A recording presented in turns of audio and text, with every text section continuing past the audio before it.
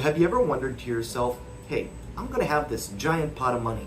Maybe you're getting ready to sell a business, or perhaps you've saved and invested for a number of years. But how much can I actually take off of this pot of money? Well, in today's video, we're going to talk about the rule of 4%. So let's dive back in history a little bit. Mid-1990s, a financial advisor named Bill Bengen did a number of different studies and ran through thousands of scenarios and came up with what we now call the rule of 4%. And what is it? Well, basically, it dictates that in almost every historical scenario over the last century or so, you can use 4% as your safe withdrawal rate and assume that probably most, and in many cases all or even more, than your initial principal, that is the amount you started with, will be there at the end of those 30, 40, 50 years or what have you. So if we use $1 million as our starting amount, that means that using the 4% rule, every year we'd be able to take off an average of $40,000, and by the time we finish with that money, again, it could be decades down the road, that using historical averages, most, if not all, of that $1 million would still be there. Now here's the interesting part.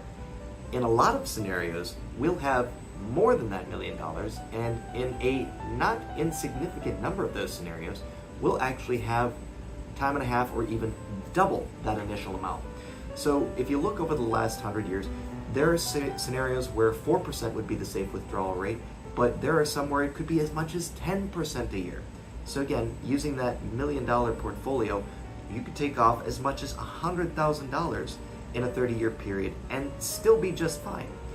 Again, no such thing as a guarantee, but the reason I bring this up is because while a lot of people are aware of the 4% rule, what they may not know is that these days you can actually use a dynamic distribution rate to average not just 4%, but maybe 5% or even 6%. And how do you do that? Well, again, not guaranteeing anything, but the opportunity to do so results from a dynamic distribution strategy where in lean years where the markets are really tough, we had that in 2022, maybe we tighten our belts a little bit and we're not taking off 5 or 6%, we're maybe taking off closer to 4%.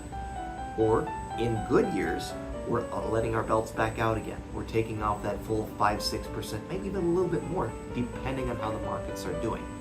So, how does this apply to you?